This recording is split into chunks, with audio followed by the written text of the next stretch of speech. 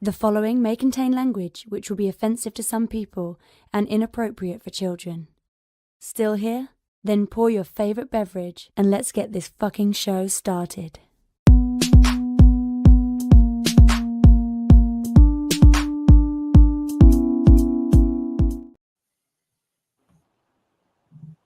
Assemble!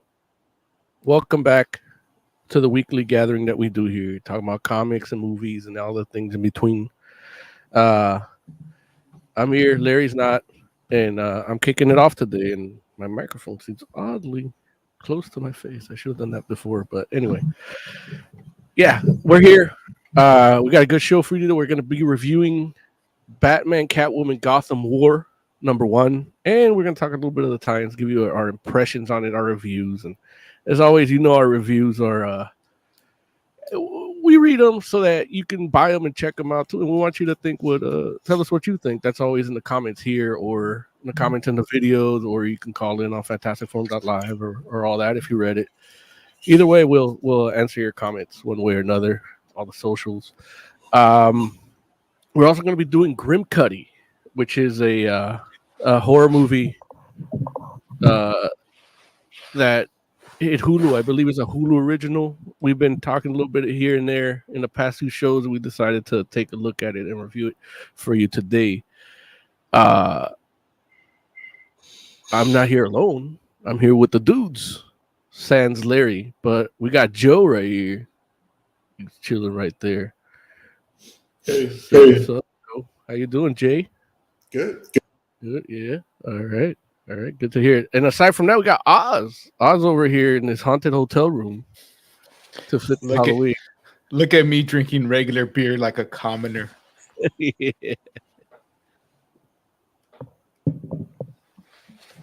Why do you always hold the camera on me for so long? Well, you're drinking beer. Like, we want to watch you drink beer. And to me, I'm Moses Magnum. I'll be hosting today and really just moving the show along, changing the segments and whatnot. And as usual, we do take call-ins or stuff like that. I don't know if Larry got to set up that Fantastic Forum Live. It is. If not, it's just hit us in the comments and we'll tell you where to get in, how to get in. And if not, just listen to the lady. She'll tell you what to do. Want to get in on the action? Call Fantastic Forum on Skype and join the fun. Too shy to call in? That's okay. You can join the Discord chat room available at fantasticforum.live. Join the party. You know you want to. And and then just pour a drink out for Larry because he's out there fighting Israel and Palestine. He's fighting both of them. It's like making sure they have peace by smacking them both around. That's why he's not here today. Or he just got too scared of Grimcutty and he's like, I'm not going to watch this. And, so either one of those. Either way, give him shit in the comments, will you? Talking to you, the audience. He's too scared to talk about this movie and he's not here today. Yeah. And, as usual, I think that's it, right? Yeah. Did I miss anything? I don't know how Larry does this every week. But Jay, we're gonna do a heavy metal minute. This is a little different. We haven't done one of these for a while. And you get to be part of it because you were there with me. We went to see Death Clock and Baby Metal with Jason Richardson. Is this your first heavy metal concert, Jay, or no?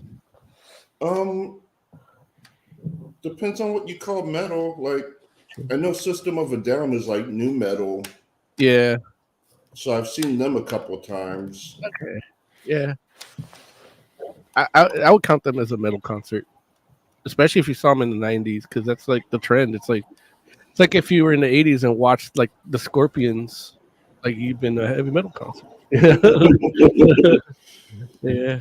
But I've seen metal, just not a lot of heavy metal. Yeah. I don't know. Someone told me Tool is metal.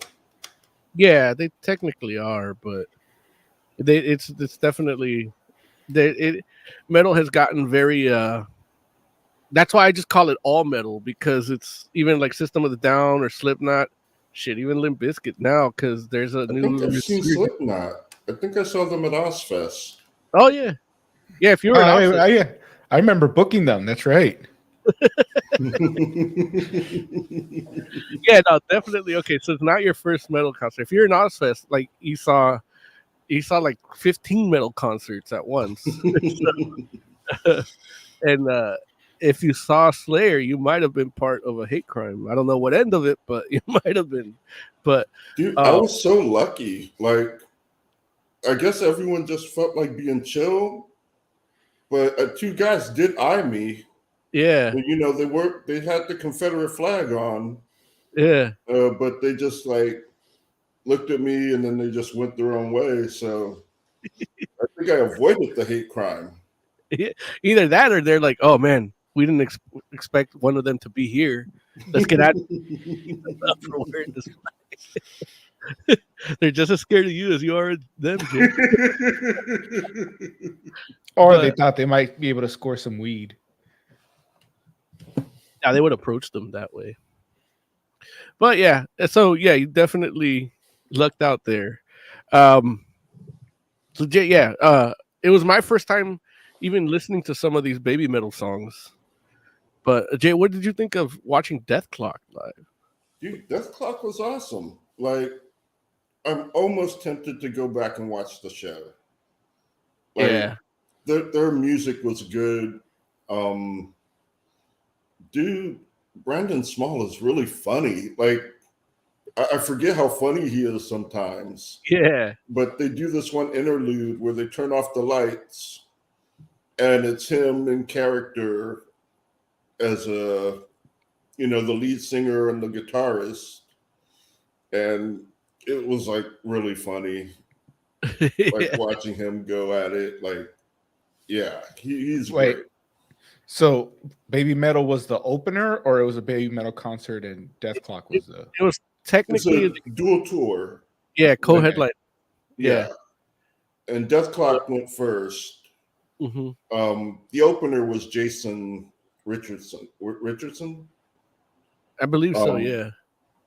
Yeah. And he was great. Like he until the lyrics started, he was like really good.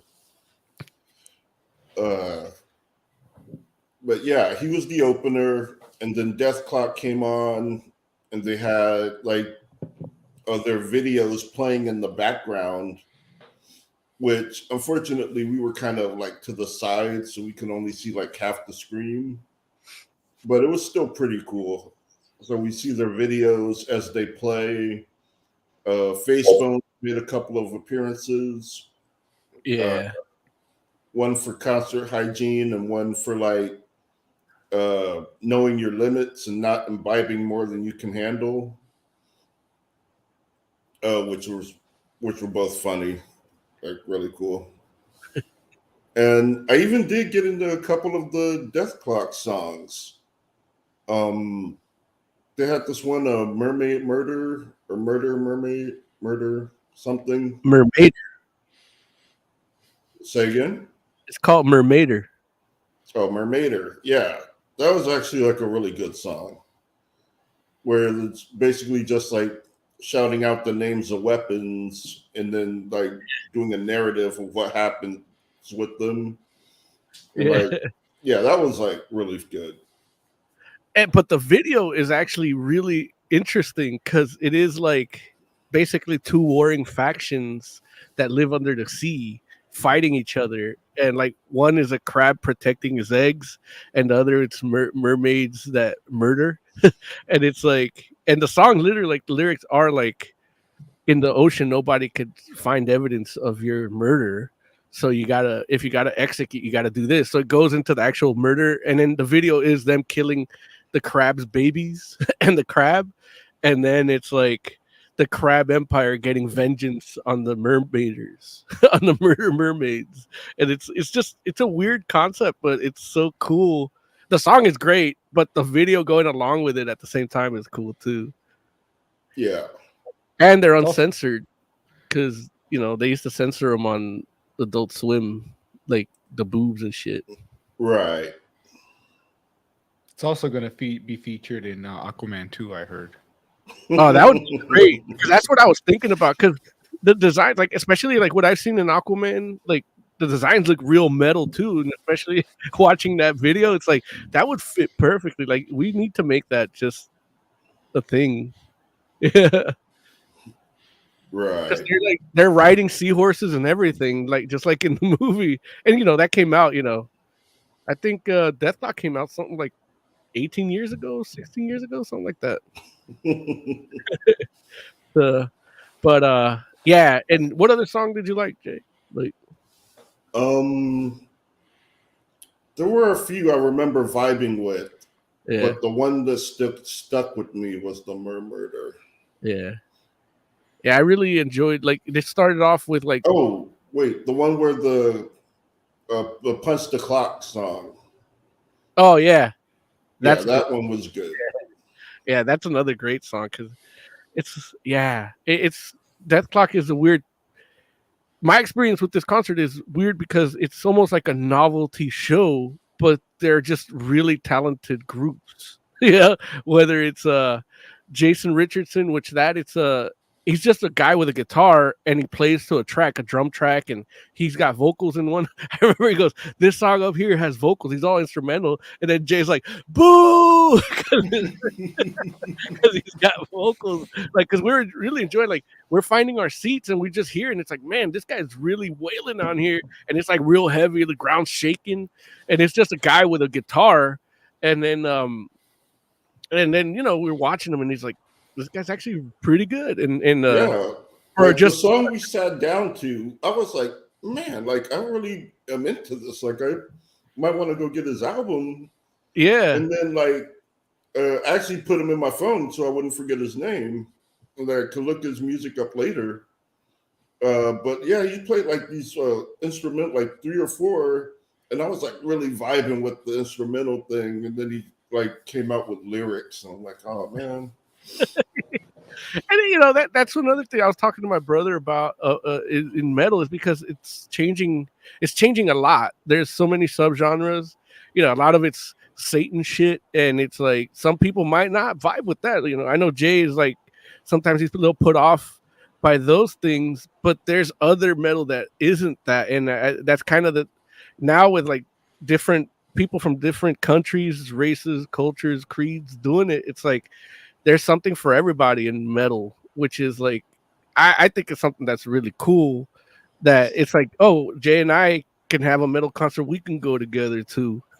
And me and my imaginary Satan friend can go into another one, and that's it. It's like I can compartmentalize different metal, and different people can enjoy it at different points. And the dude Jason Richardson's like a perfect point, because all he is just music. It's just instrumental, heavy, rocking, and it's a style of metal. Like what his style is with the heavy, like the heavy bass guitar-y thing is very they call it gent, DGNENT, and so he does a lot of that, but he also does a lot of like progressive metal, more along the lines of like I would compare him to like Jay, if you like Animals as Leaders, if you like Jason Richardson, you check out Animals as Leaders too. It's like 3 dudes, and they're it's really just instrumental, like that style too. And then a Nuclear Power Trio is another one. I meant to tell you that then, because it's like they're the dudes. Like, I don't know if you've seen the little meme with dudes at like a comic convention, and they had the hyper realistic masks of like Putin, Trump, and Kim Jong-un. Have you seen those? And they're just like at the comic convention. That's actually the guys in the band. Like, they just dress as those guys, and there's no lyrics, no nothing. Like, aside from the mask, I can't see any real political leanings. But I can't even get a read on the leaning, really. But it's just the mask looks super hyper realistic, and they're just rocking like that. I think for their next album, they added a 4th guy, and I think it was like Zelensky or Netanyahu or one of those. But I don't know. That might change depending how the world changes. But But yeah, I had a really great time with Baby Metal for one, because it's like I wasn't open minded when I first heard about them. But when I saw this show coming, I was like, you know what? Let me check this out. Like, I knew Jay wanted to check them out, and I was able to get tickets for the second showing. And I'm like, you know what? I'll do that. I'll get that, and I'll check them out with an open mind. I'm gonna see Death Clock either way. So if it's like, if I don't enjoy them, at least I saw Death Clock. And they had that first song was, I'm like, they're not saying anything, they're not singing, it's just the music. It's like they're just dancing around. Then the second song was like just a full-on metal song, like straight up with a little like Lolita girl voice, and it fit. Like, it's like, my whole thing is like, well, can they just get a metal singer to sing these songs? Like before actually hearing any of their songs, really. And then now it's like, nah, man. Like after seeing the whole show, it's like that's part of it. Like it's really like heavy metal kabuki theater almost, because they have a whole story too. And seeing them live, you get a real sense of that story. And for me, it's like that's theatrics. I love theatrics and live performances. Like, that's what I love about Death Clock. I love about fucking Ghost. I love about Amon Amarth, Kiss. So it's like, I'm like, what? Huh? Gore, yeah. Gore. So it's like part of my head, like when I'm watching, it's like, why was I so shut down to this? And honestly, it's probably because they're just Japanese women. And I'm like, that's fucked up. Like I'm over here talking about how there's metal for everyone, and I'm over here gonna shit on them without even hearing fully their music, not giving it a full chance. So seeing them live totally changed like the show. Even if I don't like the music, there's songs I didn't like necessarily. It's not that I didn't like, they just didn't move me. But that second song they played was a fucking metal hit. I don't give a fuck who you are or who's singing it. Like if you hear that not knowing anything of the band, you're like, who the fuck is this? And it's so I'm like, that's a good, at least there's one song that I really like, and I don't even know the name of it because they weren't, the banter was a little off because it's rehearsed banter, because I don't think they really speak English that well. So right. We recorded stuff for some of the transitional banter, but like, and then whatever it is like LA, yay, shit like that. But the show was great, and man, people love them. Like that's crazy. Like the crowd was so hype. Like it was like, I don't know what the opposite of off-putting was, but like we were sitting down for Death Clock. Yeah. And we watched the whole show sitting down. Yeah. As soon as Baby Metal hit the stage, everyone just jumped out of their seat. And I was like, oh shit, like they came here for Baby Metal. Wow. Yeah. Yeah. And even like I stood up for Death Clock because I'm used to standing, and I was like, nobody else is standing. And I guess it's, part of Death Clock is the spectacle, the cartoon part. And like a lot of those fans are there because of that. Like it's not necessarily, they're not there for the metal of it as much as they are for the cartoon of it. So they're used to watching it at home, like just watching the TV. So that's what they did there. My Fitbit thought that I did a intense bike ride because it's like I couldn't like mosh or anything. We were in seats for one, but then so I just kept stomping my legs. And so my Fitbit thought I did a bike ride for an hour. And but for Baby Metal, everybody jumped up and they dancing around, and I looked over and there's this huge guy in the mosh pit. Is this big buff black guy and with a fro, and I'm like, I know that guy. It's a dude I went to junior high school with. And he was always into metal and stuff, and Dragon Ball Z and shit. And I knew he liked Death Clock, but man, he was really enjoying Baby Metal too. So I guess he likes Baby. He was actually in the pit too for Death Clock. Yeah, like I did see it. Like he's noticeable. Yeah, like, he didn't really look like everyone else there in the pit. Like, yeah, he's just big, like a big guy. Yeah, he's actually a professional wrestler. Jimmy James Tyrannicus is like one of his names and alter egos. But he he had the character from and not Enter the Dragon, from the other one, the music Enter the Dragon, Shonuff, like Oh, right. Shonuff, like he actually the last dragon, yeah, he actually wrestled under that character. Like he got that character license, like he use him for his independent wrestling circuit character. Oh, nice. Shonuff guy or Bruce Leroy?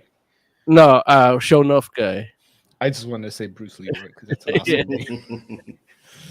But yeah, that dude, yeah, I went to junior high with him, and I'm like, man, I hope I run into him because I haven't seen him in about 15, 16 years. So I just talked to him online here and there, but he's not even that, like, you know, he big time me now that he's a big time professional wrestler.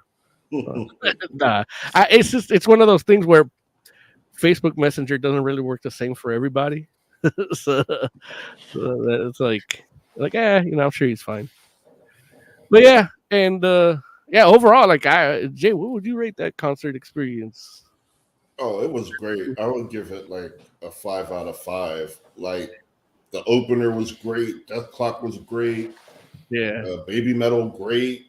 Like it's a great experience. Like, and like a part of the concert is the experience. Mm-hmm.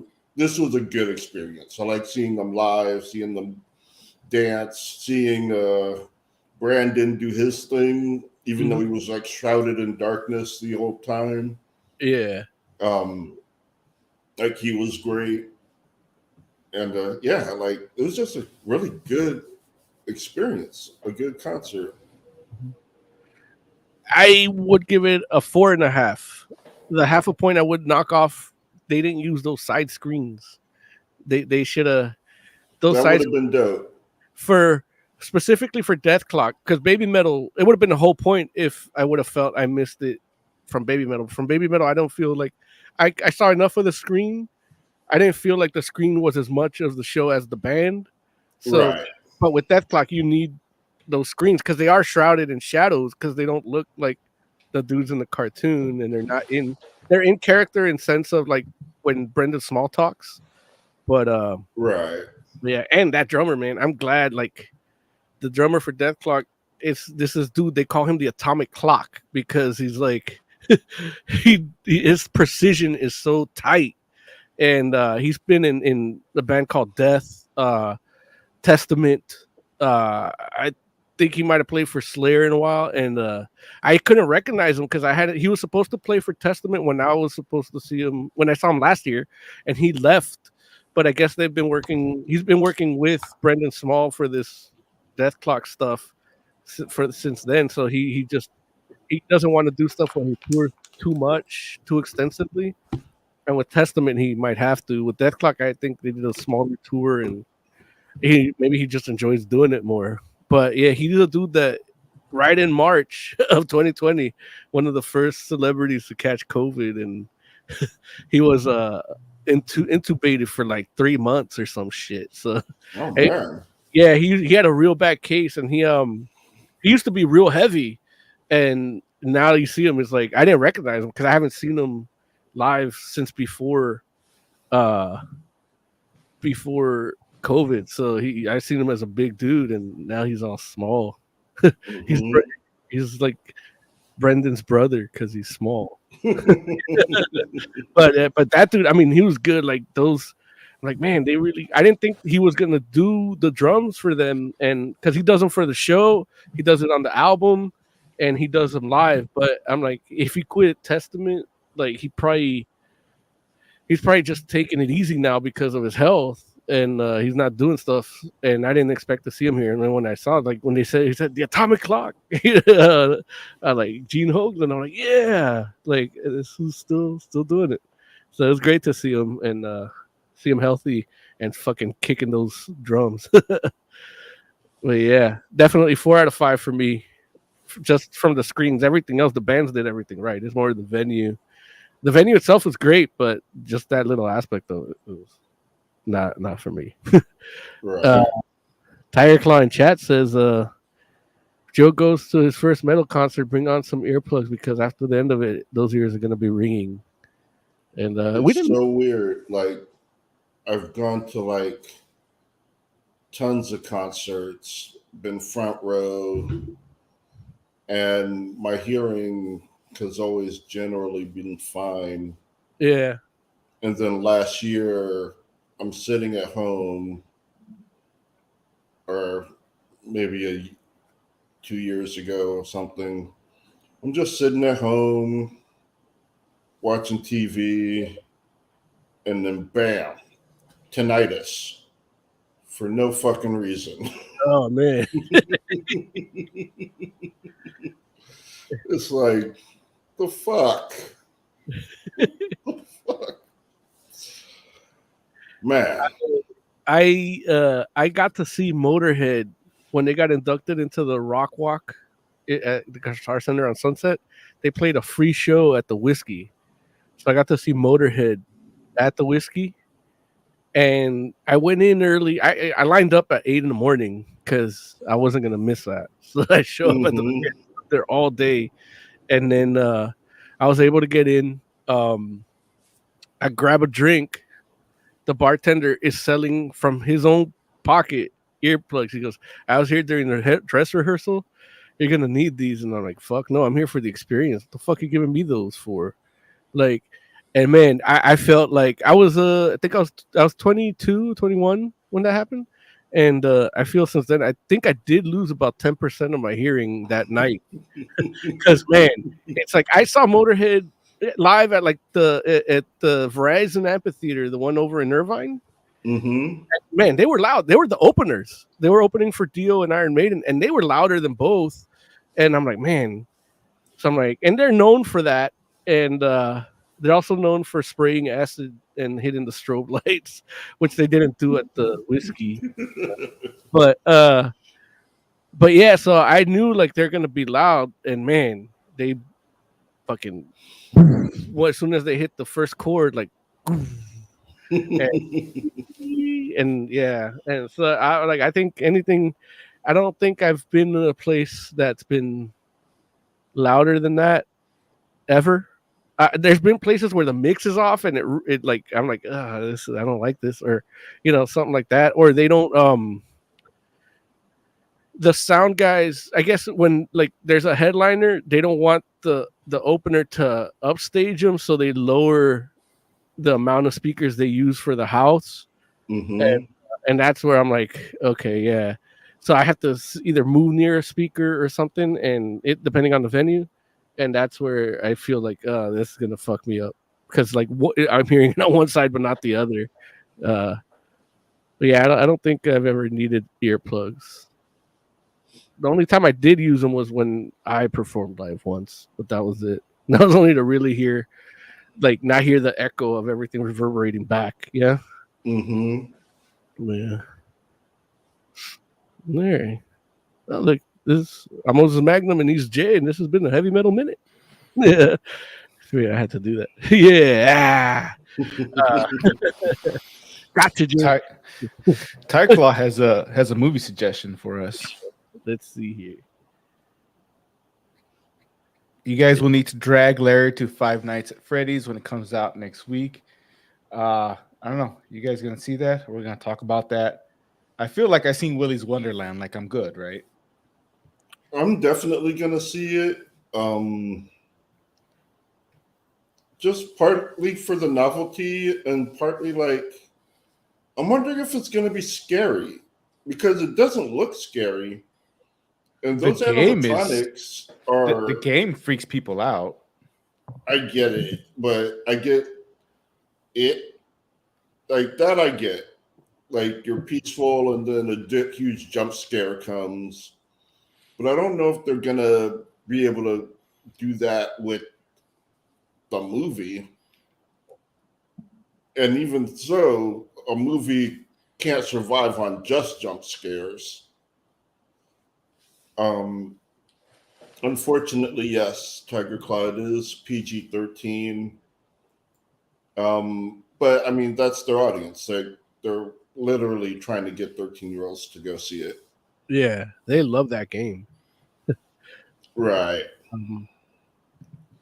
Okay. One of So my I stand by my statement. I saw Willy's Wonderland. I'm good.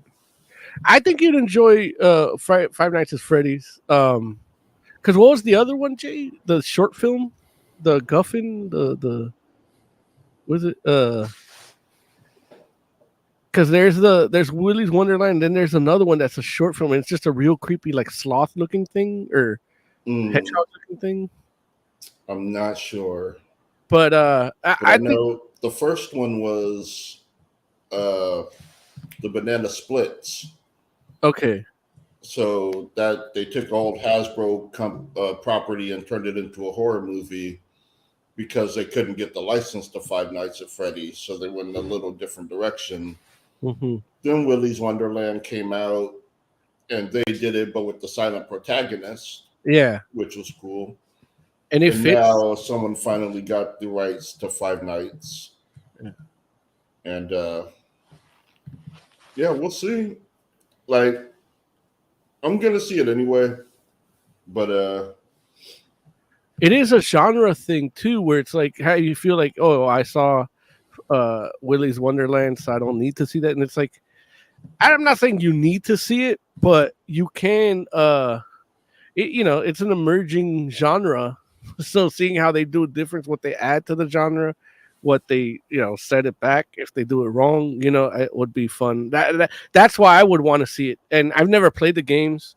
One of my little clients on Monday was like, I want to see the movie, but then the dad's like, you said I can't see it because it's what do you say? It's not appropriate for me. But he played all the games and he watches all the YouTube videos of the games, and then he's like, I didn't say it wasn't appropriate. I'm saying you're gonna wet yourself at night because you don't like scary movies. You love scary games, don't like scary movies. Like he was like, he was trying to watch Killer Clowns from Outer Space at work, and I'm like.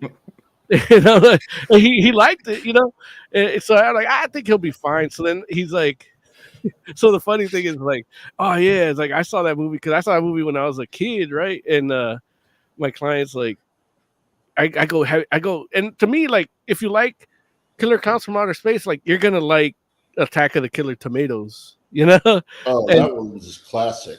Yeah, I love that one. So I showed him the trailer, and he's like, "It's stupid. This is nothing like like Killer Clowns from Outer Space. It's just tomatoes, and they kill people." And then I'm like, "Dude," it's like, yeah, and it's like, and I go, "Dude, your spaceship is a circus tent, and you have popcorn in it. Like, what the fuck? You're going that, but not a tomato killing you? Like, a tomato can actually kill you if you do it right. Like, and there's one in your kitchen right now." Yeah, your house, and so I showed him that, and then I'm like, all right, look, let's watch Ghoulies Go to College. Yeah, because he thought that was stupid too. He's like, no, there's boobs in this. I don't want to watch it. He's like 5 or 6 or something. So he's like, should have did Gremlins. Gremlins are good. He already seen that though. But Ghoulies, I love the Ghoulies and Critters. Yeah, the Tiger Claw. I like Critters. Or I remember liking it. Yeah. But I don't think I ever saw Ghoulies. Ghoulies is kind of like, it's halfway between Critters and Gremlins, because they are like mischievous demons that you summon, but you're trying to summon like a cool demon to like do your bidding, but these are the guys that come through. Like they're like the Gate. That one is good. The Gate, yeah. So it's kind of like the Gate, except that what comes through is these little like Mo, Larry, and Curly of hell, and they're like, and they're bad. Like they're eating you and killing you, but it's still when they go to college, that's a whole other thing. That's literally like Mo, Larry, and Curly go to college. Yeah, I mean the poster for is also Monster Squad. Yeah, Monster Squad is classic. Yeah. The poster for the first Ghoulies is one coming out of a toilet.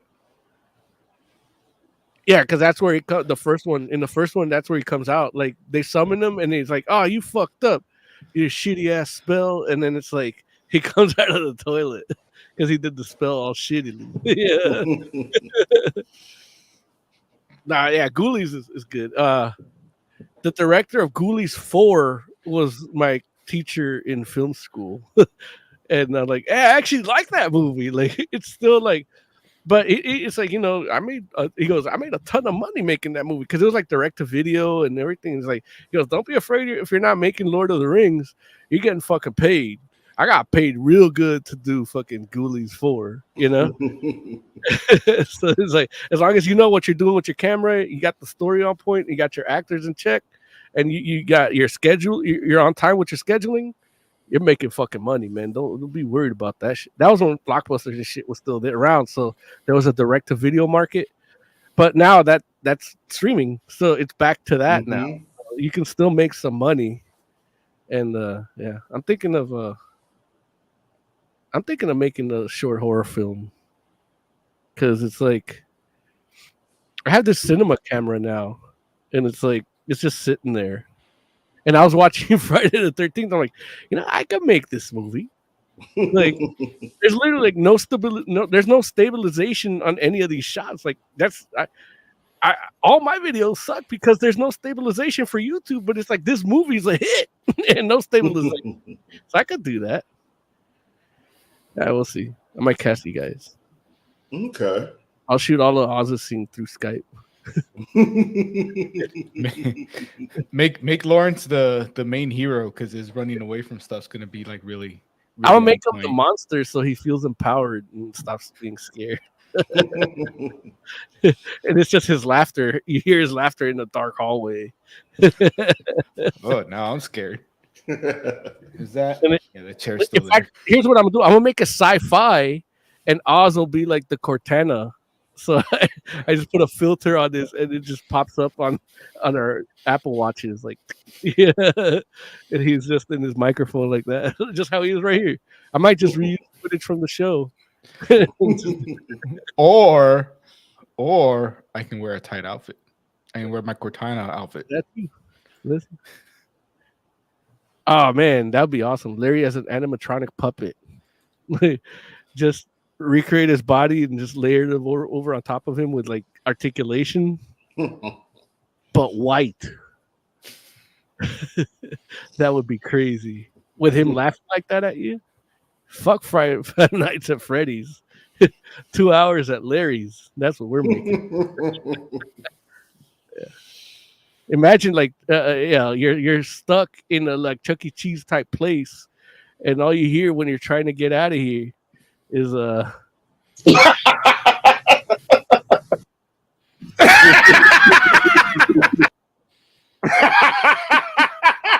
in the darkness. And then like the main protagonist kills him at the end with just a "Fuck you, Larry." Look, the movie wrote itself right now. It's the next Tusk. 2 hours at Larry's.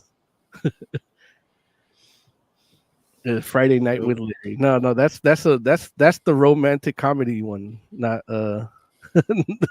Friday Night with Larry. Yeah, that's the porno parody, not the horror movie. That's the horror movie. All right, we bantered enough, man. Let's get into these segments. Jay, can you hit the I can. Yeah. Gotham War. Review. Review. Well, not like that, but like.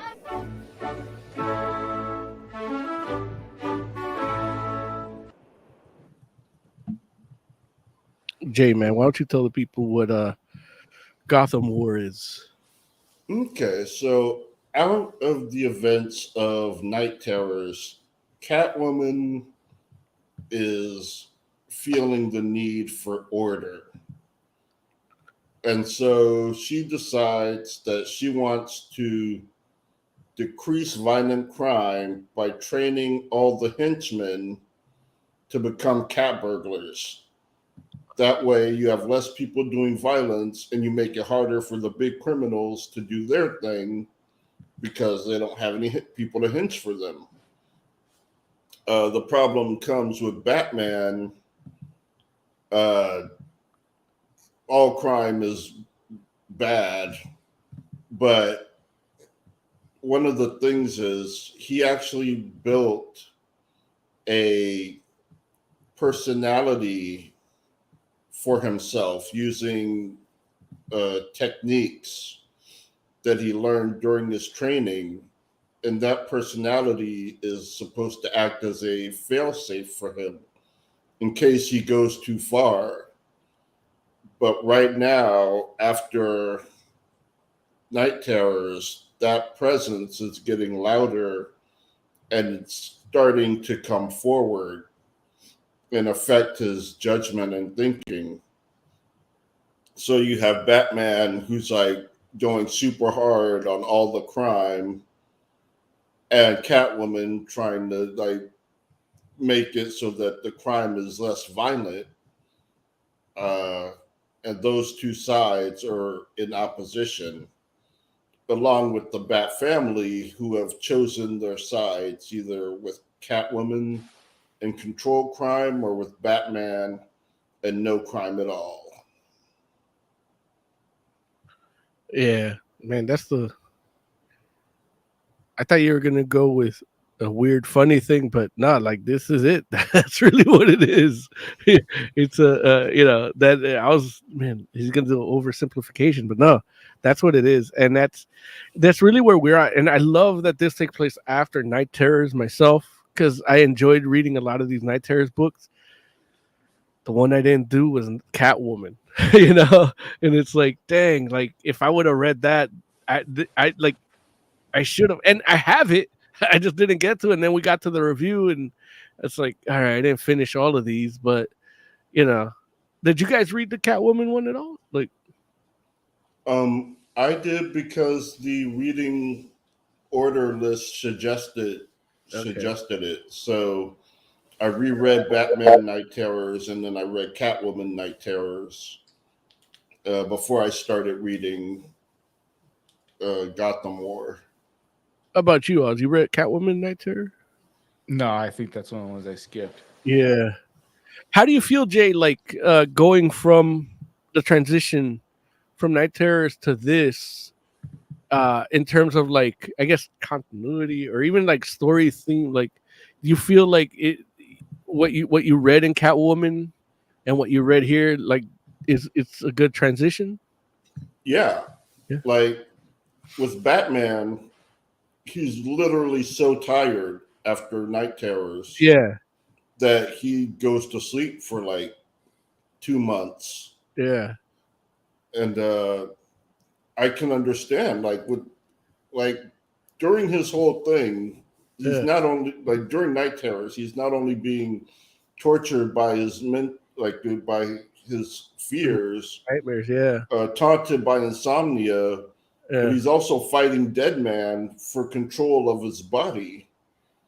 And so, like, you look at all that's going on with him, and it's like, yeah, that man needs a nap. Yeah. And I love that too, where it's like everybody's like, "Oh yeah, you needed it. Like you needed it." And even like Damien's like, "Hello, father. Did you enjoy your nap?" Like while they're in the meeting at the Kitty Cat Club, like a villainous hideout, and they're like, he's not even worried that he's in a meeting, but he's like, "Hello, father. Did you enjoy your nap?" Like he's like, "Oh," he's not like, "Oh, you woke up." He's like, "Oh, let him." Everybody feels like, "Hey, yeah, just let him sleep." That happened to me before the show, mind you. Like I knocked out, and my Stella, my bulldog, tried to wake me up. Emily tried to wake me up. It wasn't working. But yeah, no, it's I in terms of comparing it to Night Terrors, like you feel this is a good start. Like did you read the Prelude, Jay? You read the Prelude? I did read the Prelude. The Prelude was weird because it was kind of just advertising.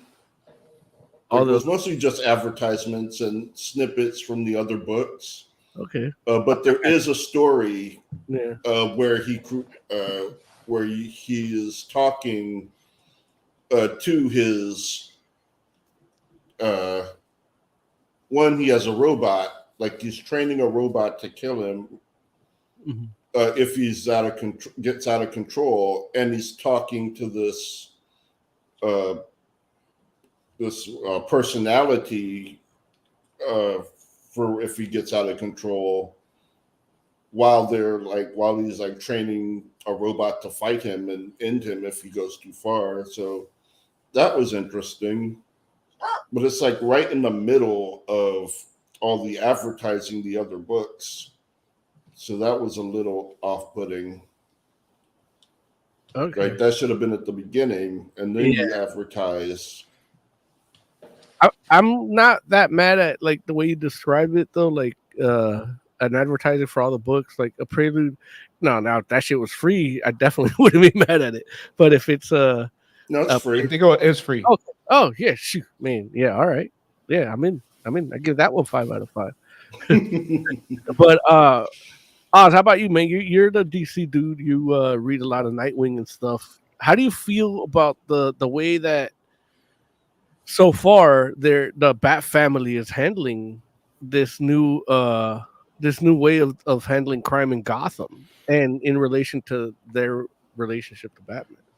Yeah, Honestly, I don't know how to feel, and it's probably the reason why I brought it up in the first place to Lawrence, because like I started reading this, and it's one of those books that like I see Batman's side, like I see his argument, I get it, and I'm with it. Like, yeah, he's right. Like, you're just letting criminals do whatever the fuck they want. At the same time, it's working. like violent crime is down. All like it's actually like working the way it's supposed to. So I see Catwoman's point, and I see why the people that join her, like I see why everybody goes to the side that they go. And like I didn't like it's one of the few times that I was like, man, I don't know who I want to win. Now they do have the caveat that Batman's alternate personality is kind of breaking through, and it's the Batman of Zoran R, which I think it was like a joke when they first introduced that, and they made it more of a serious thing. Yeah. Like every time he comes out, he becomes a little bit more of a serious thing. And yeah, it's ever since like Dark crazy.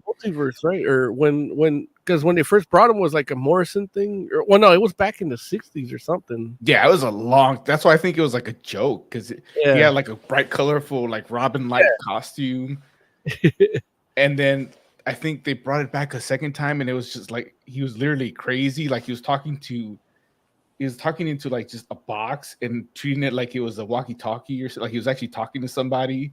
Like it was just weird, crazy. It probably was Morrison's run, because it's just that kind of like weird nonsense that is still kind of fun to read.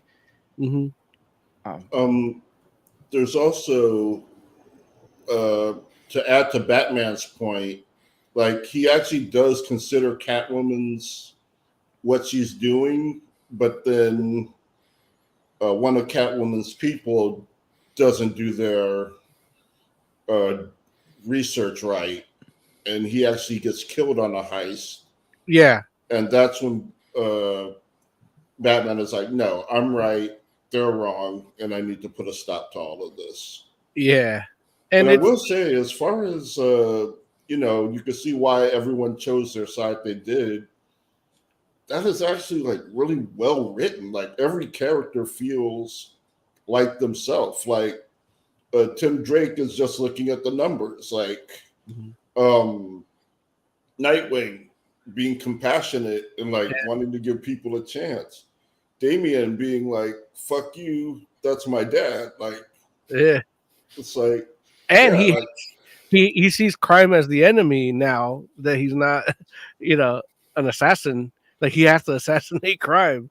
So if anything, like I love Damian really like grew on me, because I've never really been a huge fan of his in that sense. Like I feel like I don't know, they're trying to humanize Batman a little much through him, and really it's been unsuccessful as we see now, but it's been like that anyway. But so he's just there, and but definitely like seeing those reactions where, like you said, they're well written, and the philosophical implications of how they each handle crime, because they're, especially like now that Batman's been out for 2 months, and he's like, they've been taking care of the streets while he's been gone. So it's like, hey, dude, like they all have a right to really go their way too because they've been in it while he hasn't, while he was taking a nap. And they don't hold it against them like they could, but they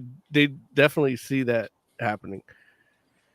What did a lot of great things, and like it is really well written. Like, there was a moment in one of the more recent books where like Batman is fighting his family and he's there like, dude, do you guys know how much I've sacrificed for you guys? I don't give a fuck if people found out my identity. I only keep it so you guys can be okay. Yeah. Like it's for you. And like moments like that, like, damn, that makes a lot of sense. Like I never actually thought about that. Yeah. We see in Kingdom Come, when he's older and his family's all gone or whatever, he doesn't give a fuck. They know he's Bruce Wayne. He's like, whatever, I'm Batman. Fuck it. And he created a police state. a police city. But it's one of, go ahead. No, that's kind of like how you see it here. Like he sees them as his family too, because I think when one of the Robins, I think it's Tim, just goes to him and he just calls him, "Oh, come here, son. This isn't what I would like, But he just calls him son, like he doesn't call him Robin, doesn't call, And part of it could be the personality where he's the extremes, like he's feeling things as he's coming from this slumber, But it's still like he sees them all as family, Yeah, they and the writer is kind of like slowly. It's Zdarsky, by the way. Yeah, I know. He's slowly inserting more of that type of thing. What you just said exactly, because I've seen the scene of him and Grayson doing the oath with the candle. And I don't know, I'd have to go back and look at some of those older versions. I don't remember him calling him son during that scene. But there's a panel of that scene where he calls him son. Yeah. And it just like I don't think it's always been there. I can't remember for sure, but it just hit me so strange that I think he just put it in there to keep doing what you were saying he was doing with the telling us how Batman sees his family. Well, and it's always happened, like ever since we're coming on, shout out to Tiger Claw because he's been celebrating on social media the death of Jason Todd, which is like it's on its 30th year now, like that issue, and the death in the family. I think the anniversary was this past week, and he's been putting it up, and I feel, especially in Batman books, after Death in the Family, like he really started reevaluating how he looks at Robins and stuff. And then with in War Games and that one big event, he starts seeing, like Orpheus dies and with the Stephanie Brown and all that. Like he really starts seeing the Bat family more family than Bat, which is, for a person like Batman, is technically detrimental because for all intents and purposes, like for me, I see Batman as he's like Dexter. He's a serial killer. He just has the code, but he's not killing, because that's part of his code. But he's working on psychosis, and so the empathy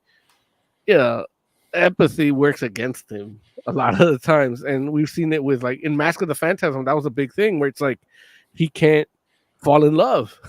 That's he can't do it. Like even here Catwoman says, like, we're supposed to be married, but it's always been you, me, and the mission. It's never been you and me, and that's a very like almost psycho or schizophrenic psychopath, mental illness type of thing, and I think that's where Zdarsky's really working it. Like he's losing control, but he's getting more attached, and talking about like Star Wars with some of my clients, I said that like part of Vader's problem is like he had to become Vader to lose his attachment to really be a master, because all his attachment kept him from being a Jedi master. So only through Sith could he be at that level and get rid of attachment, So it's a weird dirty ass coin.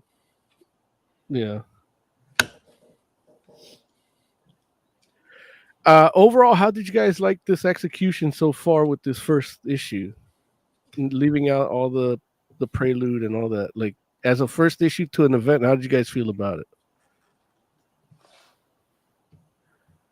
I thought it was good. I only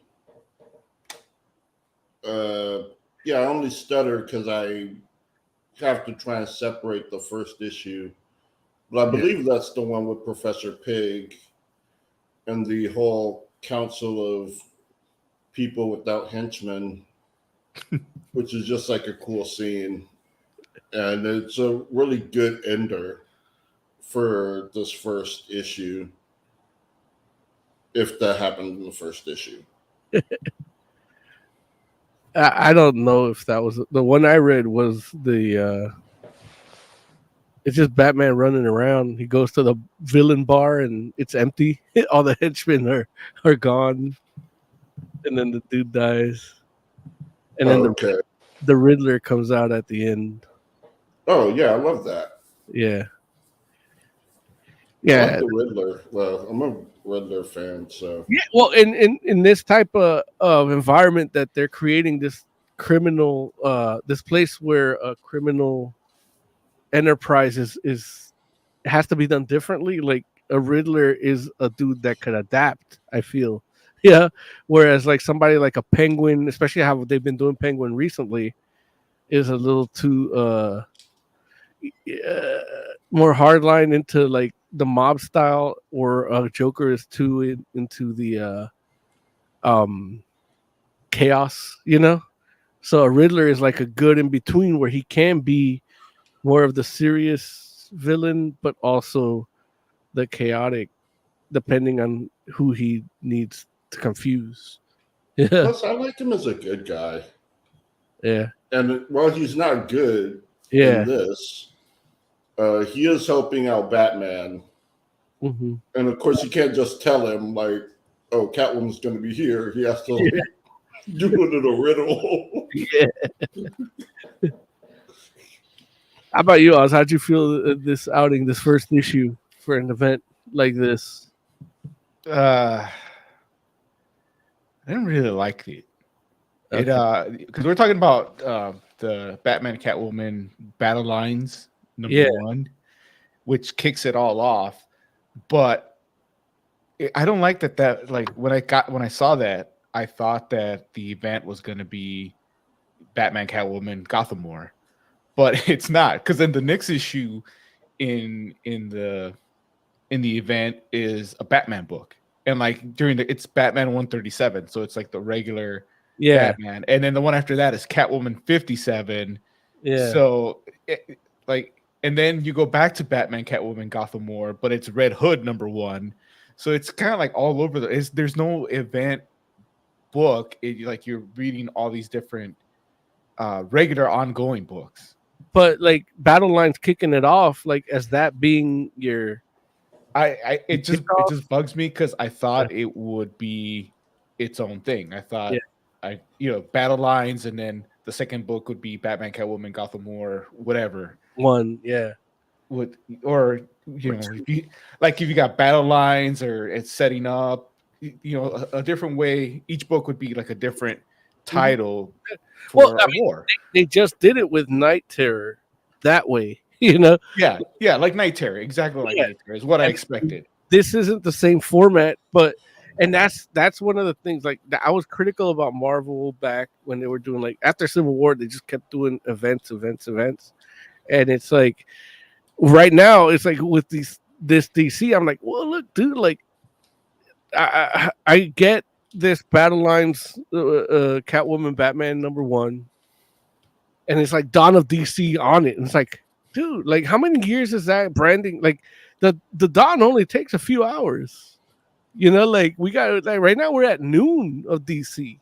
Like if you want to keep branding it with time, they literally went through like 3 events through Dawn of DC, and it's like it's not Dawn anymore. Like we have established these characters are established in a new way. I get it, but there's still that in there too. So it's off in the corner now, not over the top, but it's as a first issue, like I was super confused. So for me, like that's why I asked you guys this question, and I was confused because with Night Terrors it was a little easier, but Larry did text us in the pre-production like what the reading order or the tie-ins are, if in case we got to do them, and that helped. R.I.P. Larry. But yeah, it definitely like I enjoyed reading issue 1. It was longer than I thought it would be, which is like for me, it's one refreshing and two tiring because I was really tired, so I had to take a nap in between and then finish it. But that's just my own problem. But yeah, it was a nice long book. That's I don't even know how it works, but how much it costs, but it is worth it. How about the art? Do you guys like the art in it? In this one in particular, the Catwoman Batman battle lines #1. It's fine. Yeah. I mean, it's weird because you've got taking place, the events taking place in different books, and different books have their different artists. And so it's like, it's kind of weird to go from the the average Batman art to the Gotham War art into the really good Catwoman art. Mm-hmm. At least I like the Catwoman art. It's like a little cartoony, but in a good way. You think the Batman art was okay? No, the Gotham War art is okay. The Batman art is good. It's fine. Yes, is Jimenez. Phil Jimenez. George. Oh, his brother. Oh, is he the bad one? Yeah. No, I did have a few issues here there, and I didn't. Again, I was so tired. I couldn't pull it to show it to you guys like I did the other one with the little lines and stuff, but it wasn't that much of an issue. But I did feel like the page when he was talking to Commissioner Montoya, that those were weird panels for me. I don't know if you guys can see them on your end, but those were weird panels for me. And then from then on, Batman was drawn weird in different stages. But again, Montoya did look a little weird. Yeah, she that from that page on, I started noticing the art as like flawed, even though it's not necessarily. Batman looked different in different stages of action, like his ears look different. Yeah. The other one, when they show a close up to her face, is I think the next page. Jay, if you can do that. Battle Lines has 5 different artists. Yeah, I guess that's what it is. There you go. That one right there with her face right there. I didn't like that. I didn't like that Batman cape. Like, so okay. So if it's 5 different artists, then I understand. Like, Hold on. Let me take that back. Yeah. I was looking at the cover, and the cover has 5 different artists' names, but then inside it has one as the penciler. Okay. I guess I could go further, and maybe they tell you when it switches. Yeah. Yeah. Who knows at this point? But what I can't tell you is that page I didn't like at all. Like Batman jumping and the cape looking like that. It's like, why does this cape look like spaghetti munched up together?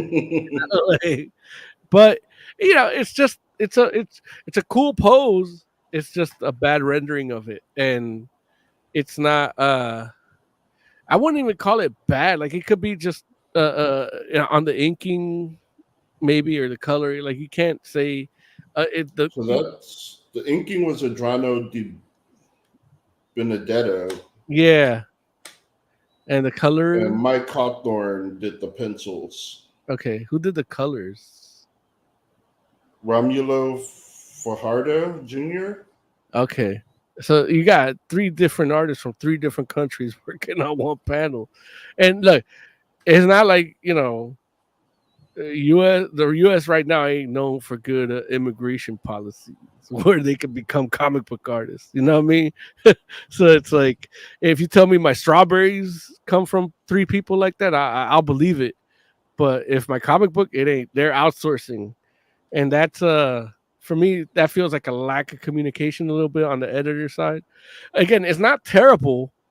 It was a little jarring, but the story like moved it along because Now that you remind me, I did really not like that cape. yeah, yeah. Oh, that bat signal it looks so funny. The signal, the one on the chest looks terrible. No. The when Montoya lights it, yeah. and they show it looks like Yeah. That whole sequence, that like if it was a movie, like think of it as watching a movie and it goes to that scene, that's the next scene. And it's like the whole movie, the beginning of the movie looks like a Godfather, we're having a sit down talking. Even like it could be Sopranos talking, like, different lighting, all right, not necessarily Godfather, not that masterpiece. But then it goes into him and Mateo talking and it looks like it's on a GoPro. Like, like it's a jarring jumping from those scenes that you saw already to that is a little jarring. And I don't know, I don't know if it's different pencilers from that to that, and it's just I blame the editor. I don't blame the artists at all because they did their job. They got paid. They're like, okay, I gotta do this, I gotta get paid. But that cape looks weird. Like, yeah. And it's like I almost missed the days like R.I.P. Neil Adams.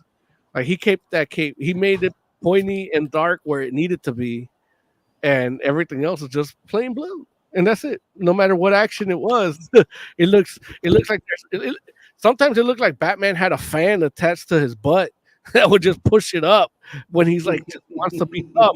But again, it worked because the anatomy of the cape was fine, and the coloring was fine.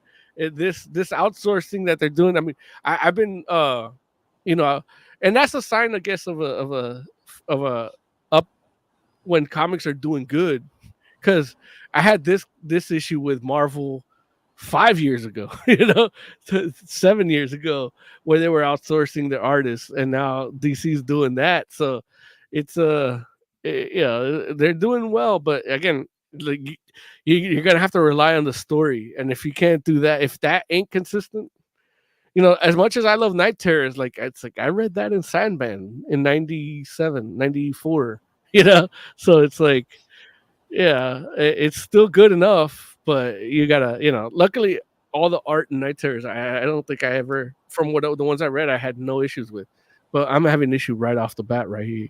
Yeah. They're actually going to do a Sandman book pretty soon. Another one? Yeah, there's a preview of it in the last Batman book. Okay. 138. Who's part of Gotham War? Yeah. The Sandman book is part of Gotham War? No, the issue 138 is Gotham War, and then in the back after it gives you a preview of the Sandman book. Okay. Robert Venditti is the writer. Okay. I like him. Yeah, the artist is Rosmo. Riley. Oh shit. Riley Rossimo. Yep. And okay. You know what? I think that actually might be really good. Like I like Robert Venditti. He did The Surrogates. You guys saw that movie, right? Yeah. I didn't read the comic though. No. I don't think. Yeah, look, the executives read it. That's all that matters. And Bruce Willis was in it. R.I.P. So he's not dead yet. He might as well be. He's like, last I heard, he was non-responsive in the hospice. Yeah. That's sad. It is. And all right. Look, man, we talked about Gotham War. Anybody else, like, you guys have anything else you got to add to any of this? Any part of it that stood out for you that you really liked or sets it apart from the other comics you read this week? I don't know if it's like a like or whatever, but it's kind of like, where are they going with this? Where Vandal Savage now owns Wayne Manor. Yeah, I haven't like, gotten that far myself. So it's like, yeah, but from a story, like, Yeah. where are they going? It seems weird. yeah, I can see that. And I'm like, yeah. And Yeah, I don't dislike it or like it, but it's just, where are they going with this? yeah, it's a good tease. How about you, Oz? Anything? About the first issue. No, Okay. I mean, look, my only complaint about the first issue is just the format. Like, I don't have really any complaints about the art. It's not the greatest, but it's not bad. Yeah, And the storyline, obviously, interesting enough that I brought it up to you guys, and I'm buying Catwoman books now to get the story. I think you got to go find those Night Terror. Yeah, like they offered to put it on my pull list. I'm like, no, I'm just gonna get those 2 issues and then I'm done. Is Zdarsky writing the Catwoman ones or no? No, Teeny Howard. Oh, she's good. And they're writing the event together. Yeah. And Teeny Howard is doing her run on Catwoman. Wow, that is and Chip Zdarsky is doing his run on Batman. That's a good, that's a good pairing. Like, just knowing Zdarsky from what I've his Sex Criminals days and things like that, and then Teeny Howard, like, her run on X-Men. That's like, she does good shit. Like, they got weird sensibilities, and I guess that's probably what I like most about this, the first issue of Batman Catwoman Battle Lines. Is the philosophical, like the way they handle in crime is different than it's been in. They're all hard lines. Like, it's like, we don't want any crime, and all criminals are bad. It's like, well, they're stealing it from people that probably embezzle it from you, from your and I honestly, like, I'm the worst case of Batman myself. Like, I'm like, it's all crime, kill them all. But then, that's not even Batman either. That's more like Judge Death. Yeah. So, but that's just me, and living in LA right now with the way that things are here, seeing people like I mean, I was at a birthday party where they spent a good 10 minutes shitting on our Attorney General here at Gascon because of his policies. And it's like, yeah, they work in law enforcement. Like, everybody law enforcement hates them. Like, yeah, but I hate law enforcement myself. Like, and then living where I live, it's like we now have a group of ambassadors that are actually helping keep crime down. So I'm like, yeah, technically, it's like any man that relies on the law to protect us is a fool and a coward. For me, like, that's my thing. But again, I'm the worst Batman scenario. But that's what I like about this book is those philosophical implications are what makes this a fresh Batman Gotham book. What are you gonna say? But even like Batman himself isn't like that hardcore. Like, he's that hardcore as Batman, but we've seen we've seen the stories where, like, he'll bust a criminal. And then as Bruce Wayne, he'll hire him and, like, actually knows how, like, keeps tabs on him. Right. Again, but that's living in the world we live in. That's the fantasy part.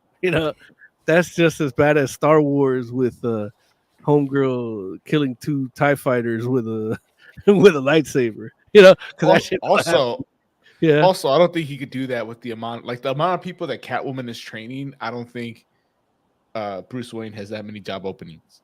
Well, look, Vandal Savage might at this point, because that's I think that's where we might be going. Where Vandal Savage is like, you know what, this is a good hostile takeover. He disregarded his business. He floundered it. He didn't think about the return on investment, and here I am.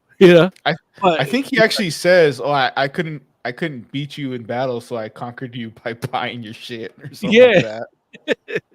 So again, this whole Gotham War is a philosophical, almost ideological type of war, and for the reader, it's gonna have action. It's gonna have all the cool shit you have with with Batman and the Bat family, but the philosophical, the way you handle crime from now on might even change. Because and I think the two people to do it, Teeny Howard and Starsky, are the perfect ones to do that. So Yeah, I, like I said, I don't know who is right at this point. yeah, no, it's a weird thing. Like I literally, like Emily told me I was too happy about this, but in Long Beach, some guy tried to he hopped the gate of the parking lot for elementary school, and then he was trying to hop into the school, and he's holding a sledgehammer, and he's like shirtless and tweaking, and then some mysterious neighbors came and stomped him, and he died. So, and then they disappeared. And then the school's like, yeah, we don't know who did that. And the police are like, we don't know who did that either.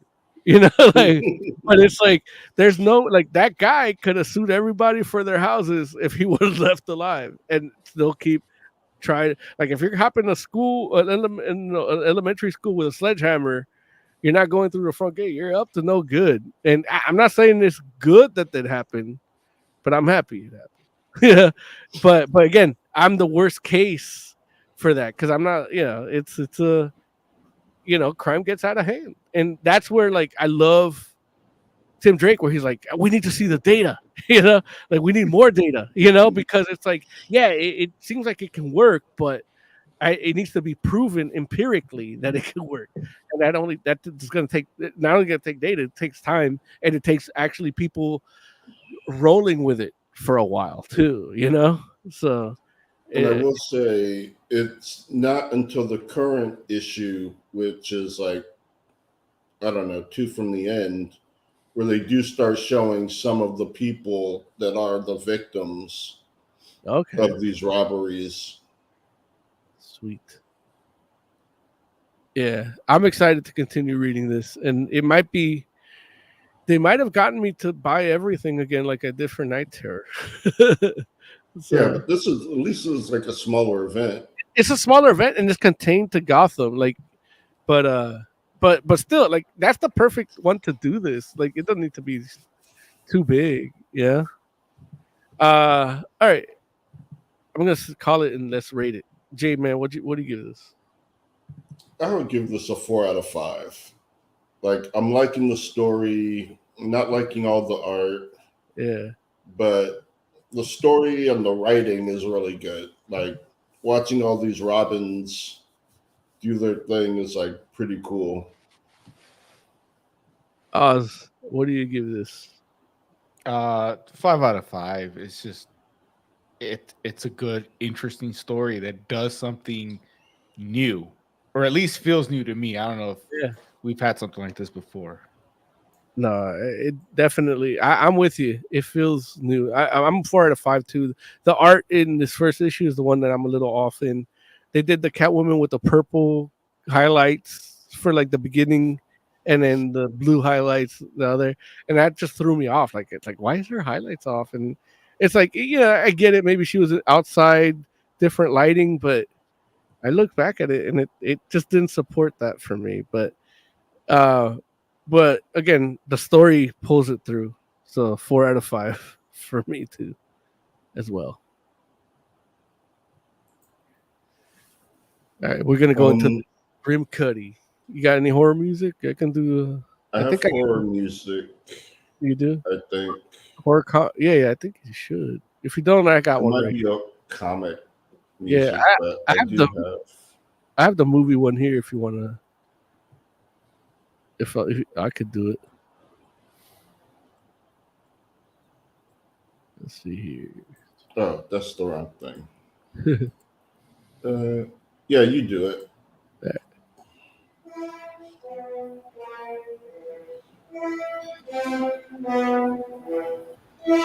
It's a little long, but that's what like the 5-minute one, right?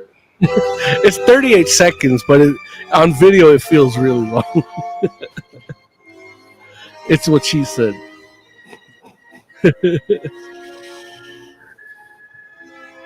You know, with horror, you got to create a movie. You got to draw out, delay the torture, delay the gratification. I think Dude, that Jay, I'm a little mad at you for not laughing at the last page of today's Catwoman book. Dude, come on. Yeah, Like that the ventriloquist. Dude. All right, that's all I'm gonna say. Yeah. Sorry. We're moving on. Sorry. Grimcutty. Grimcutty is kind of it's a horror movie, and I think it's part of a new genre of horror movie. Like we've seen it with was it Unfriended? Jay, was that what it was called? Like Yeah. these internet based horror movies. And fuck yeah, I really fucked up because I was supposed to research the concept that this movie is based on, but it's not really heavily based on it. Like, but either way, it is a weird challenge or uh supposed challenge that this mommy blogger put out there to protect her own kid, and then it becomes bigger than that because people start buying into it, and the panic makes it stronger. It's a weird phenomenon. I forget what the concept is called. It's an old Buddhist concept, but it's the same thing that they used to base The Secret, or doing your dream board and manifestation of positive thinking. But there's a negative to it too, where it's your fears can manifest, and that's kind of where this movie lives. And it takes it with essentially, like, the parents trying to get this girl to stop doing ASMR videos. So it's a Hulu original, and yeah, it's like I really wanted Larry to watch it. I told him I need you to videotape yourself watching it or record yourself watching it because I want to see his reactions. Because the Grimcutty character monster thing has a weird design. And it's like it's almost not even scary, but like Larry would be. Why are you shaking your head, Jay? You got scared? You didn't like No, it? it's not scary at all. Like, Yeah, it's it looks like Despicable Me. yeah. That's what like every time I see him, I'm like, man, it like really looks like Gru. Yeah, that's what that dude's name is. Yeah. Yeah, yeah. And but the movie itself, it does its thing, and has this little message. But yeah, I'm gonna bring it up to you guys. What do you guys, Jay? You brought this movie to us. Like, what was your favorite aspect of this movie, or tell me your thoughts on this movie more than anything? Well, I'm not sure if I talked about this on the show already, or if that was pre or post production something, but one of the things I liked about this movie, and one of the reasons I wanted Larry to watch it, is because the monster is summoned by the hysteria of the people. Like, it's summoned by the hysteria that people have. So the more scared they get, the more the monster comes. After, like, it's the parents get scared, and that summons the monster to come after their children, which scares other parents, which gives some more people to attack. Like, it almost reminds me of no, not almost. It reminds me of Paranoia Agent, where one person gets attacked, and just by hearing the story, other people start thinking about it, and then they start getting attacked, and it's like kind of the collective unconsciousness is manifesting this entity, and that's what I find interesting about the movie. Yeah. Otherwise, it's not a bad movie. Like, I can see why some people don't like it. The monster does look silly.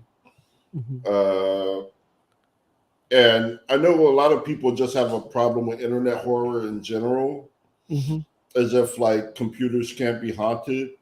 Yeah, we had that Um, conversation last episode where Oz's closet, his sexuality was trying to break out, and you know, right. he was scared, and then my lights started going off, and I'm like, Mike, it's computers. I can't. Ghosts don't go to computers. It's all analog signals. Yeah, but Right.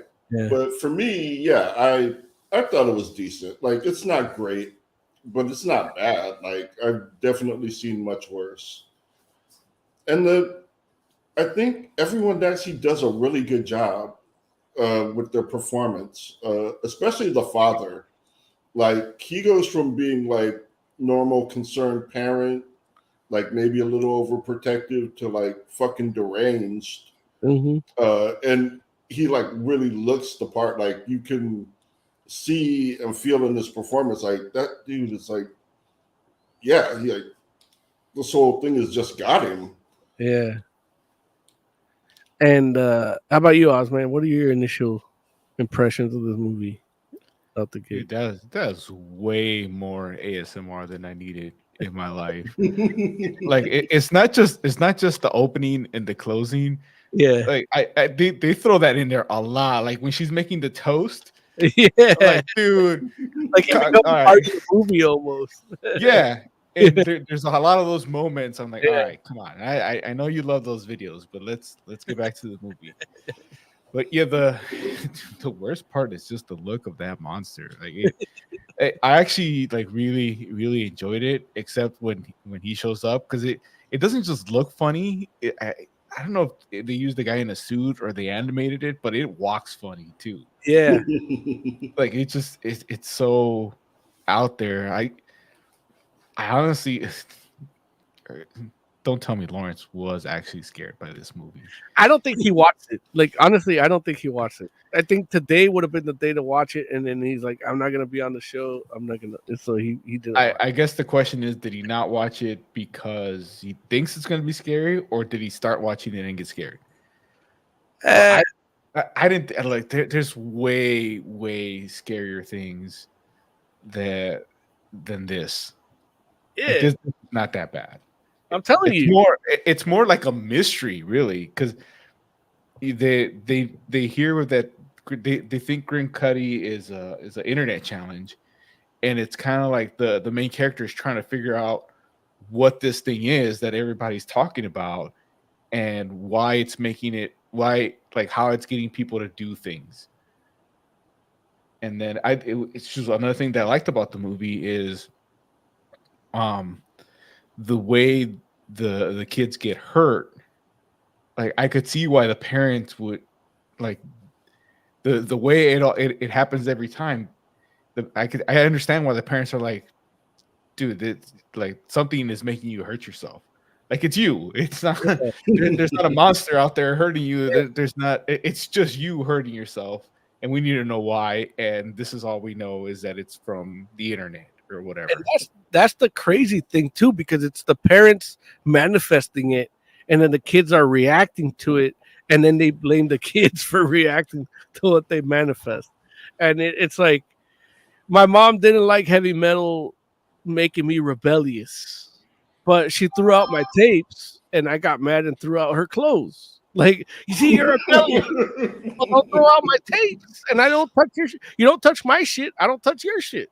You know, like, yeah, that was my logic. But and it's not just that. Like, there's a moment where Grimcutty is attacking a kid, and yeah, when you see it from the parents' point of view, like this kid is just hurting himself. yeah, Like, the kid's screaming and everything, but that's because he's holding a knife to himself, cutting himself. yeah, Like it totally makes sense.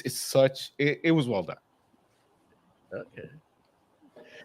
For me, it was this is one of these horror movies that whatever the execution is, like this is I think Emily said they call us and I think you and Oz, you and I kind of fall into this. Jay, technically you do too, but you may not see it this way. But we're dinks or dinkwads. dual income family with no kids and a dog, with a dog, you know. So, but it's like that's like the Babadook. Like it's like this could have been solved if he just didn't have kids. Like there's people, clearly people that shouldn't have kids had kids, and now we have this monster, and that. But there's a lot of horror movies. Like I had a discussion with my sister-in-law yesterday where it's like she's like every movie could be that. It's like no. Like there's specific ones like The Exorcist. If it was a kid in The Exorcist, but if it was an adult, you could still have the same movie, if there's no kids involved. But in the Babadook, it's literally like for a kid. Here it's literally parents fearing for their kid. Like that's the underlying message. It's like having a kid is a fearful experience. Like as a parent, you live in fear, which is why I chose never to have any. Because it's like I'm already like with Batman, like with the whole personality in case he loses. It's like this kid's got to eat in case I lose it. So I need to compartmentalize some part of myself to know that this kid's gonna eat. Like I don't want that shit. But this is one of those movies. Aside from that, like that is not a point in a movie that throws me off. The execution of this movie at the beginning was a little off for me. Like sometimes horror movies go 40 minutes without anything happening, and you care about the characters, and then there's something that happens, and then boom, you're in. This one, you had an initial kill, the first kill, supposedly, spoilers, yeah, and then nothing happens, and then you don't care. It's two separate incidences, and you don't care, or at least I didn't. But after about 20 minutes or so, you get a scare. Like you actually see the thing, and I'm like, oh shit! Like I give them props for actually showing the Grimcutty. Like they showed them right at the beginning, but it's like, okay, that's all we're gonna see, and then it's all the nuance, and then they show them. They're not afraid to show them, and that's one of the things I liked about this movie. The characters, again, eventually, once the ball got rolling, and the way they handle like internet shit, and we did have an issue similar to this in real life where they were saying that this one Japanese sculpture thing was telling kids to kill themselves. I don't know if you guys heard about that, but during the pandemic, there's like, watch what your kids are watching on YouTube. And it was literally an installation from the Japan Museum of Modern Art or something. And it was like a chick with big tits, fucked up face, and bird feet. And then they were saying that kids are watching like Baby Shark, and then it cuts off after like 10 minutes when the kids are like, and it says, go kill yourself. And then the kids were doing it. And it turned out to not be true. It was like the shit never happened. Like no kid killed themselves. And, but it became this hysteria among people that I know with kids. And I'm like, oh, okay, this movie is a reaction to that happened a couple years back. And, I thought you were going to bring up the Slender Man thing. Oh, like yeah. Some teenage girl actually like stabbed, or I don't know, killed, but like definitely stabbed our friend to summon or for something. Not for that good a friend. Yeah. It's like, Jay, I think we should go to the woods. Like, no, I mean, don't you want to help me summon the Slender Man to take me to paradise? Yeah. No, but that was a thing. Like I forget what it's called. It's like Mama Fuku or Mukaku or some shit like that. But yeah, that shit was happening where they were like saying that it was happening to kids. And, like no kids saw that shit. And I work with kids a lot, and they're like, they're like, did you see about this thing with the kid? Like that shit ain't happening. Like I don't know what it is. Like, and then sure enough, yeah, it was a hoax. It was a hoax. No kid ever killed himself from it. No kid ever saw it. Like, and it's just a stock image from the Japan Museum of Modern Art. That they it just looks creepy. It looks like you talking about Momo? Yeah, I just looked at the Momo child, and it looks like Grimcutty. Yeah. That I feel like that event is what kind of made them make this Grimcutty movie. I remember this now. Right. Yeah. And I didn't know it was telling people to kill themselves, but I knew it was everywhere. Yeah, it supposedly, allegedly, it was telling, no, don't put Momo in that box, man, because Momo's innocent. Allegedly, like no kid. Momo has been destroyed, by the way. Yeah, that's the thing. It was a piece of art. It was a sculpture, and they destroyed it because of it. And it's like nothing ever happened. It was just hysteria. And it's like, you know what? How about you don't give your kid a fucking phone? Or you know what? How about you make that bitch swallow and you don't have no fucking kids? Yeah, like you won't have that problem. But Now, again, one of the things I actually watched the How to Beat Grimcutty video. oh yeah, And one of the main things they said, and the guy's absolutely right, like this whole thing could have been solved if the kids had just told the parents, like, it's not a challenge, it's a creepypasta. Like, it's just a ghost story. yeah, Like, it's not real. yeah.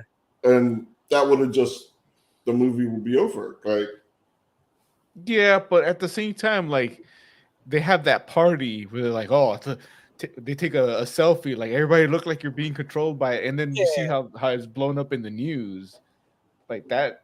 Parents But see again, that kind of stuff. that scene itself is really that's only because they didn't shut it down with the story. Like, that's only because they let it get that far. and it's And the only reason the main character was at that party was to investigate because their parents were being so weird.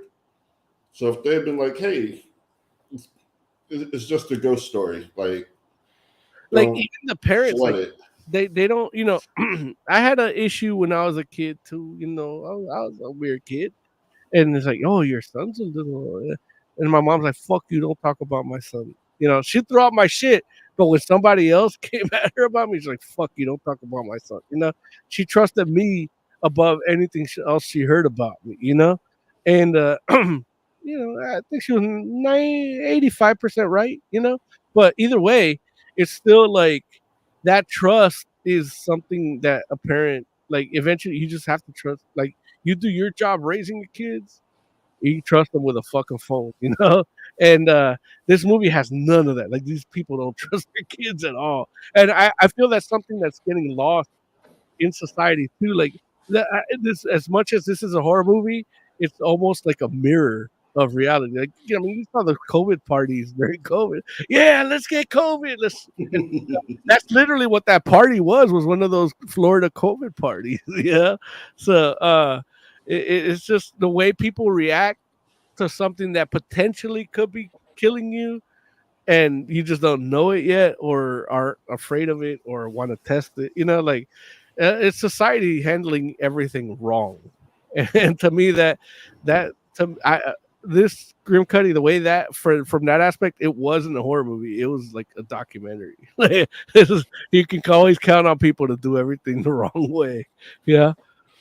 Overall, like, it was, after the first like 13 minutes, like, the movie did get the ball rolling and really took me on a ride. So I ended up enjoying it in the end, even with the ASMR at the end. Like, ASMR, like, it's like, I'm like, you know what? This movie should just been narrated. I hate ASMR because, Jay, you've experienced it, right? Like, where you do the video and you feel the tingling thing. Mm-hmm. Have you ever done it? Have you ever? I actually do listen to a few, but I don't get the tingly thing. The thing that always like gets me is they'll get close to the mic and they'll just breathe, and then, like, it feels like they're right there, and I'm like, I gotta look, like, it just feels like the person is right there, and that always freaks me out a little bit. Yeah, I hate it. I don't want to feel any tingly or any breath or anything. Well, here's my problem with those videos, that like like I want to get into it, but I can't, because just like in the closing scene, like, she's talking and it's just her whispering, and it's fine, and you're cool, and then suddenly she like does something that makes a weird noise, and like that, they'll do like clicking sounds with their mouth in the middle of a sentence, and like shit like that just aggravates me, because I'm like, you were saying something interesting, and then you make that weird noise, and now I'm out. Yeah, I don't want any of it. Like, for me, it feels like I don't know if there's something wrong with me where it feels like grinding on a chalkboard, like your nails on a chalkboard. So Well, I mean, that's the thing. It's supposed to like affect your brain subconsciously somehow. yeah, but I guess it's supposed to help you, right? Relax and shit. But for me, it doesn't relax. It's like it's like white noise. Like some people put on white noise to relax or something like that. I used to. There's like this My Little Pony ASMR that I used to go to sleep to. What was there's that? There were two. There was one with Rarity, and you come in from the rain, and she's just like kind of talking to you. And the other one was like Fluttershy is about to go on a picnic. And it's just they're like whispering, kind of like the whisper voice the whole time, and it's like I used to go to sleep to that, like relaxing. Yeah, there's some like that like I really want to get into, and like I can see how they are relaxing, and I really want to be able to like go to sleep to it. I can't sleep with headphones on, so it's like I can't get comfortable enough to enjoy it. The benefit of living alone. Yeah. Oh wait, you just put it on you just like turn Yeah, it I just have it playing out of the TV. Yeah. I don't know. Like for me, like sometimes The only thing that sucks is that sometimes it'll autoplay a non ASMR video after, and that'll wake me up. Yeah, I don't know. Maybe there's something wrong with me. I'm old school. I just go to X videos for 2 minutes and then and then I sleep like a baby. But yeah, but the ASMR in this was like I should have recorded myself watching it because I was doing like commentary because there is like dumb horror tropey stuff happening on, which is not like a detriment to the movie, but I'm like, yeah, now he's gonna inject himself, like shit like that. And my sister-in-law and Emily were like laughing because it's like, yeah, it's like why she talking like that? Like she's telling the whole story how she survived, but she's like, yeah, what is Grimcutty? And I'm like, you should have grown from ASMR now, like but who knows? That's Sometimes when I do an unboxing, I'm like, am I doing an ASMR video? Because I'm there like all the stuff is right in front of the microphone. You should just be quiet. look. Hey, honestly, you should do that. Like for the actual unbox, or when you're building it too, just put a mic and with a recorder and just kind of like everything as it goes. And then we got the video, we got the ASMR version, we got the He's like, nah, now more work for me. It's like half done because Yeah. I had the music in post, so I actually have like just the moving stuff around. It's just I'm not whispering is the only thing. Yeah, but you don't need to whisper. But the actual like clicking of the statues being put together, yeah. I just got a statue that I got to do a video for, so I might do an ASMR, like just put out the assembling it as an ASMR. Yeah. Just to something get more subscriptions. Overall, like, what would you guys rate this movie? I would give it a 4 out of 5. Overall, I did enjoy it. The monster is kind of silly looking, and the movie is not actually. It's a horror movie, but it's not like scary or anything. So it would have been nice if I was a little scared. But overall, I think it's just an interesting movie. The hysteria aspect of it, to me, is interesting. Like I said, it reminds me of Paranoid Agent, or even like harkens back to like the Satanic Panic era. Yeah, where everyone just they hear one thing, it's like, oh my god, and like getting whole worked up over nothing, except you're working up is like actually killing people now. How about you, Oz? What'd you rate this movie? I think the same. I'll give it a 4. I like it's an interesting concept, and I like a horror movie where somebody's guts aren't, being split. Like there's hardly any blood in this movie, Yeah. and it doesn't bother you at all, and that's kind of refreshing. The only downside to this is the monster, but I don't see the monster as really the scary thing. He's kind of like a side effect of the scary thing. Like the dad scared me more than the monster did, especially like when that at the end, dude, when he's like full all in and he sees like his son's browser history and all that. I'm like, dude, like he was scaring me way more than Grimcutty at that point. And when he's got the needle behind his back. Yeah. Yeah, like he became the villain almost, and it's like a tragic villain because it's not his fault. He's just a shitty parent. Yeah. For me, like that.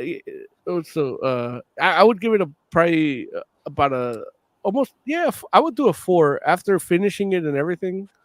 A 4, like it was a rough start for me, but I do like that concept, the manifestation of things, like being the shitty Buddhist I am, yeah, and I there is that aspect of Buddhism where it's like they did a supernatural episode that was kind of like that, and then they did another one with the imaginary friends that was kind of like that too, and that the concept of this movie is actually really good, and then making it like internet horror as well. I think melding the two is I think if anything, this movie will be appreciated by other people later on.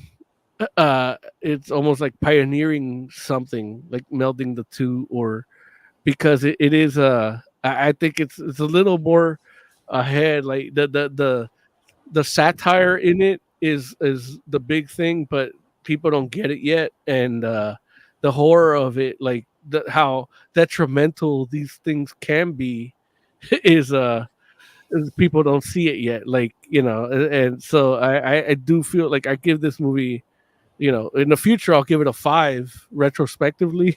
Right now, it's a 4. But yeah, it is the concept. I really enjoy this concept, and the Silent Man was supposed to kind of do something like this too. Like in the comic, you can see it better. Was it the Silent Man, Jay? The one that was like it was a Blumhouse movie, and then it was a. I don't think it was Silent. I think it was not Tall. No. I forgot. Yeah. But like I felt like the comic did it better than the movie did, and this movie does it better than the comic. That comic, but it's like a similar genre, and it's. I think this genre is here to stay. Like this, I think that's where people, in an age where everything is becoming more and more debunked, the hysteria thing is the scary part. Like the way that people can be manipulated by media, or algorithms, or AIs. Like that's what's really scary. And this movie kind of touches on that in a way that it doesn't even know it touches on. Like I think we're probably gonna have 2 movies from this, not from the same people or whatever, but that have the same thing, and the second one will be like, that's the prophecy, but realistically it's like Grimcutty. Grimcutty was the prophecy, and so yeah, for me it's a 4 out of 5. And don't forget, this was on Hulu. So if you're already paying for Hulu, you're not paying anything extra to watch this. Yeah. Yeah. Yeah. Hey, that's as much far as I can tell you about this movie too. Like it's not, you don't have to pay extra to see it, like Oz said. But either way, if you do, like if you rent it like from whatever streaming service, like it's still worth it. It's a good time. Even like talking shit about it at the beginning when you think it's dumb, the parts that you think is dumb is fun too, that's a mark of a good movie too, where you can actually like, enjoy the story while you're talking shit about it. Like that's part of like the B movie experience, and this is what this kind of is. The concept and the philosophy behind it is on the higher level, but none of us are there yet. Yeah, so enjoy it and let us know what you think in the comments. Jay, like we're about to get out of here, but if you allow me, I'm gonna do a little shout out to Eddie D'Angelini, man. I just bought his cover for Toy Box of Terror. Archie's Archie Comics did a what's it called? Let's see here. I'm doing the unboxing right now. I'm handling Oz's package. But the Fear the Funhouse. Let's see.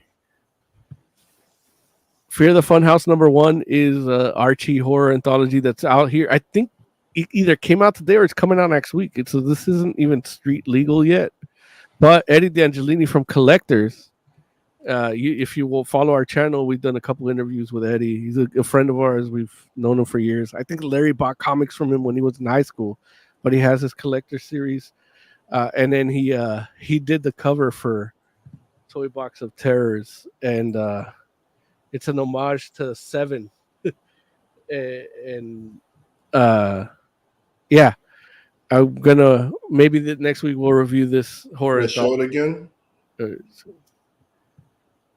It's Fear the Funhouse, Archie Comics Fear the Funhouse, and it's a Toy Box of Terror. I'm a little out of focus. I don't have autofocus today, but there we go. Yeah. Okay. Yeah. And I got this in the mail the other day, and he signed it and everything. So I'm like, I'm gonna have it graded because it was a comic I was gonna read anyway. So I bought the original, like I pre-ordered the original, and then I ended up getting his variant cover. And like he's a good fit for it with his art style. And hopefully we'll reach out to him. We'll talk to him in LA Comic-Con. Aside from that, if there's anything else you guys got to talk about, we can start doing final thoughts. I'm good with that. Yeah. Make it a nice, tight 155. It always goes smoothly when Larry's not here. Jay, man, give us some final thoughts, man. Tomorrow, Scavenger's Reign premieres on Max. So if you have Max, check it out. It's basically a animated sci-fi drama about scavengers stranded on a distant planet. Oz, give us some final thoughts, man. I got some packages that I gotta unbox, and I guess I'm doing ASMR now. But you're only gonna see that if you subscribe, like, and hit the bell. So make sure you do that, and that way you know when they come out. As for me, if you like the idea of internet horror, there's a comic book out now called World Tree, and it's like W0RLD TR33. It's by James Tynion, and it is an internet horror thing, and it kind of has that, like, it has a weird execution. It's comparable. Like, I wish I would have read it 2 days ago. I could have suggested it to review it alongside Grimcutty, because it does have like, again, comics. We talk comics. We like horror movies, but we talk comics too. And comics always wins. Comics is king to me. And it's like, this is like, it's dealing with the hysteria aspect. It's a lot gorier, and it ain't a goofy looking monster that's killing people. It's a naked city tattooed woman. This one. And it's I would say check that out. Maybe we might give you a review of it next week. I don't know. We gotta talk to Larry. We gotta pre-produce. We gotta do all that. As far as for the rest of us, like, subscribe, hit the bell. We'll be back next week. And yeah, I think we're out. Take us out, Jay.